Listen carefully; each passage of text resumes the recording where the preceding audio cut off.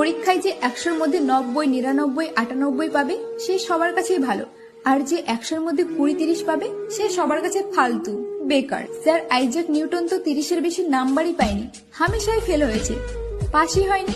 School থেকে তাড়িয়ে দিয়েছিল তাকে, যে এ পড়ার যোগ্যই না। যখন স্কুল থেকে তাড়িয়ে দিয়েছিল স্যার আইজ্যাক নিউটনকে, তখন তার ব্রেন খুলে গেল।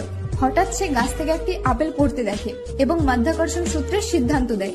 যে স্কুলে ফেল হতো আজ সবাই তার নামে পিএইচডি করে, তার গুণগান করে।